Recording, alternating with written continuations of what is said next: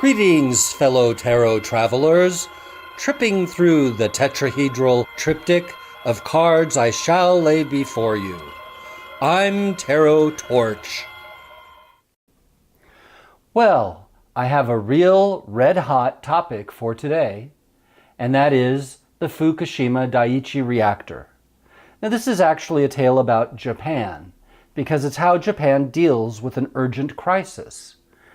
And originally, when the Fukushima Daiichi reactor had its partial meltdown, that's quote-unquote partial meltdown, we were told not to worry about it. Japanese officials initially assessed the accident as level 4 on the International Nuclear Event Scale, despite the views of other international agencies said that, it should be a little higher. The level was later raised to 5 and eventually to 7, the maximum scale value. The story evolved that there were 2 reactors, and then we were told that there were 3 partial meltdowns, but still there was nothing to worry about. In fact, the local Yakuza was ordering unskilled men to walk into the reactors unprotected to help fix this quote-unquote minor problem. Now, 8 years later, we know there were 100% core meltdowns in all 3 reactors, and the 4th reactor was highly destabilized and poses an equal threat to life. The Fukushima meltdown is now considered to be many magnitudes worse than Chernobyl's meltdown, which was contained. Fukushima has never been contained. The damaged fuel pools in reactor number 4 has a lack of water in the pool, which means that the 1,000 radiated rods sitting in the dry pool, which contain deadly plutonium, could heat up at any time should there be a disturbance, such as another earthquake, and the rods could easily catch fire and emit radiation into the air, or perhaps start a chain reaction. It is unknown exactly where the melted down reactor cores are in reactors 1, 2, and 3. Assessment of reactor number 3 is impossible because no human has ever entered that reactor. Oh, there's some videos of people entering it and having dinner and having lunch, but that's all a mock-up. The radiation in reactor 3 is still too high for anyone to enter. We are in completely uncharted waters. These are circumstances never faced before by humanity. Now, the fish that have been caught off the coast near the reactors are hard to find for scientists to study. Fishermen in Alaska could not find any sardines to harvest, and starfish have all but completely disappeared from Alaska to Chile. Beaches in San Francisco, Oregon, and Washington and other regions have showed higher than usual levels of radiation, in many cases 10 times higher than usual. Salmon that are released annually are not returning from their ocean swim, and this is causing the salmon industry to have problems. It turns out there's a bioaccumulation of radiation in salmon, haddock, pollock, herring, and cod communities of fish, and it's been measured as very high. Catches from Alaska to California have been reduced to nothing, and these fish species, as well as other species, were tested due to demands by fishermen, and of course it revealed high levels of radiation. There have been mass seabird die-offs, which have occurred throughout the west coast of North America, with cesium-134 found in the ocean, which is known to come from Fukushima meltdown. Radioactive fish with cesium-134 from Fukushima have been found in Tillamook and Gold Beach, Oregon, causing many to claim that the world's food chain is polluted. At Fukushima, there are millions of bags of radioactive sand and debris stored at the beach, unprotected. In Fukushima, they're there to this day, emitting radiation into the air. There also are more than 1 million storage tanks with more than 1 million tons of radioactive water sitting near the shore of Fukushima. And there's so much radioactive water that Japan is considering emptying the poisonous water in these tanks into the ocean. The tanks are made from bolting them together rather than welding. So most of them are leaking, and it's all escaping into the ocean and into the air anyways. Groundwater and the Pacific Ocean are being ruined quickly and silently. It's currently estimated that between 80 and 200,000 gallons of radiated water is being flushed into the oceans daily, directly from the reactors, and it has been like this for 8 years now. Farmers warned that the food they are selling to the markets is unsafe in Japan. Some are calling this a planetary extinction event. And the current radiation levels at one of the power plants is over an absolutely astounding 530 sieverts per hour. Previous readings from the site put radiation levels at an already troubling 73 sieverts per hour. Scientists state that laypersons exposed to a mere 4 sieverts per hour, well, it would kill off 50% of the human population group being exposed. So there you have it. This is a very serious situation. And so when things of this magnitude occur, we need some kind of answers from above. So let's turn to the cards. And today I've chosen the Ukiyo Tarot by Koji Furuta. And this is a US Games deck and easy to acquire. And it's a wonderful deck filled with Japanese art. And I really enjoy it. And the second deck is just a set of playing cards, Japanese playing cards, that is, where the king and the queen and all of the court suits are Japanese, but the numbered lower cards like ace through 10, they look standard, but the numbering looks interestingly Japanesey, if there is such a word. So let's begin. We'll shuffle the cards and ask the cards. What are we going to do about Fukushima? Oops, one card wanted to fly out, a couple did. What are we going to do about this situation? And is it as bad as it seems? Well, I'm sure it is, because this is what scientists have proven already. And this is a good cut because it lands right where I want the cards to be, just slightly off camera so we have more room to work in when we lay our spreads. But visible so you know that it's a legit production I'm running here. And we shuffle these cards as well. I shuffle these before the show. I'm just trying to show that it's an honest show, that's all. So we then reassemble the deck and scoot this over, and let us begin. The first card is the 2, these must be upside down, the 2 of coins. I only read right side up. It's not the deck's fault, it's me, I'm upside down currently. And the 2 of coins. And the 2 of coins represents a dichotomy. It represents 2 worlds, 2 universes, 2 situations. Well, we'll see how that plays out. The next card is the 3 of Wands, and that represents having chosen a path in life, and it is okay to turn back and change your mind, but soon you will not be able to turn back. The decision will be set in stone. And the next card is the Chariot. Well, now how interesting is that? And as you can see, the Chariot is a very old chariot from the old days when people were carried around like this before we had automobiles. And you can see the beautiful Japanese outfits and the embroidery. And this is quite an interesting and pretty card. I really do enjoy this tarot deck a great deal. So what this says to me is that there are 2 sets of rules, 2 sets of truths, 2 sets of realities we're facing. You know, Japan doesn't want to admit there's any problem. Sure, they send the Yakuza boys in wearing t-shirts, no problem there. When they die in 20 years, who will know? Unfortunately, the illness has started far sooner than that. So we're getting the truth from Japan, and we're getting the truth from the electrical company of Japan, and then there's the reality. We're not getting the full story from any official sources. Otherwise, Japanese industry, businesses, real estate would plummet, and people would start a mass exodus, which, interestingly, may be what the Chariot card seems to imply. The fact that there are 3 wands in the middle means that a path is being chosen. Decisions are being made in Japan right now.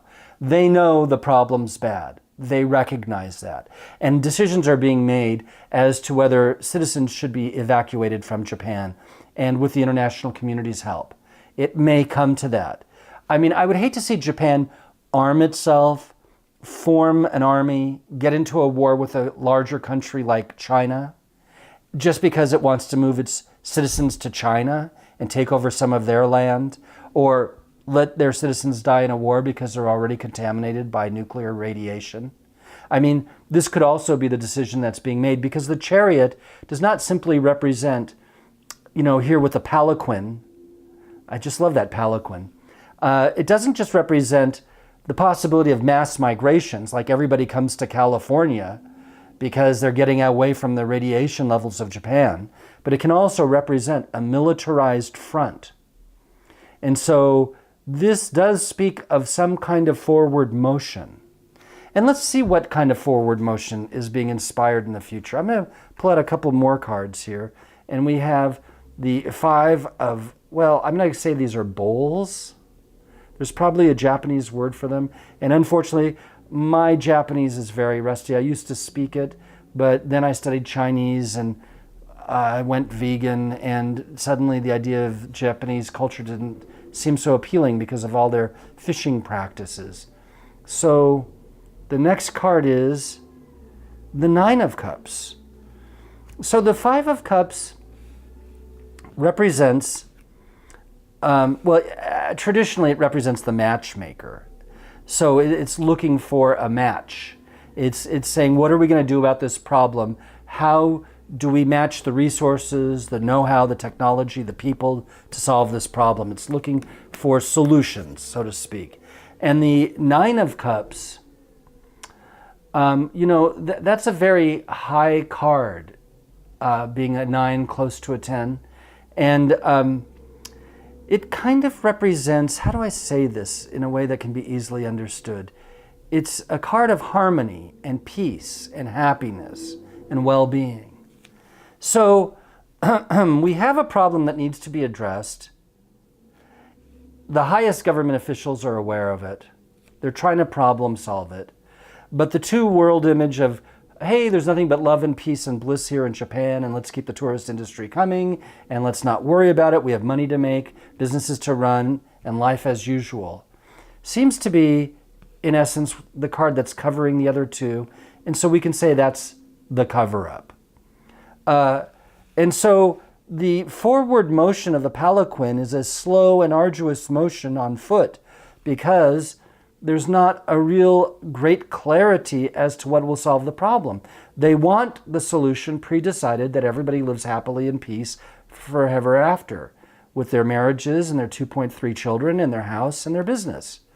But the world's worst nuclear radiation meltdown has happened, folks. It's not life as it was before. So we'll put these two cards to the side. And now let's look at the other deck for even further clarification. And we have the Jack of Cups, Jack of Hearts. Now, you have to understand the Jack is really a knight. Sometimes I look at it as a page or a page knight, page-knight, because in a regular playing deck, they only have Jack, Queen, King, and there is no page. But it really is a knight card. It depends on the reading, though. Oops, we have another court card. Isn't that fortunate for us to see the beautiful art of this deck? And we have the King of Spades, which is the King of Swords. And we have the 6 of Swords, or the 6 of Spades. Now the 6 of Spades, remember, is here with these other two cards as well, as clarification for the future. And interestingly, the only higher arcana card we have is the outcome of the future. The only court cards we have are here with 2 lower arcana cards, and we have 3 lower arcana cards clarifying the Chariot.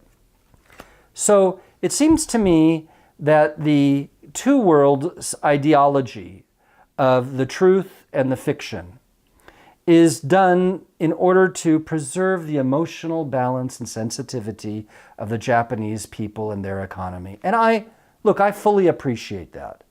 I don't think they have bad intentions. This shows it's basically a good intention. And in fact, these two cards, actually this one, shows that there's a good intention behind all of this. But let's see what the application of all this means. And here we have the Emperor of Japan involved. We have the President of Japan involved. We have the ministers involved. We have the highest of the highest making sweeping decisions. You know, they decided to make a cover-up at the beginning and just let's have life go on as usual and let's see how many people die. We'll know more later. Well, later's at hand. And we're talking about a possible planetary extinction. So, you know, the thyroids are about to start giving up in Japan. It takes a while with radiation, but it does occur. And it turns out that the path is decided. This is the card of decisions. Final, absolute decisions with the complete authority to render decisions for a nation or for others. And so decisions are already being made, or already are made, whether it's for evacuation plans or whether it's to silence all opposition. The decisions are in. There's no question about that. Now we have the Six of Swords, which in the Thoth deck is science, and in the Rider-Waite-Smith system, it's a voyage beyond.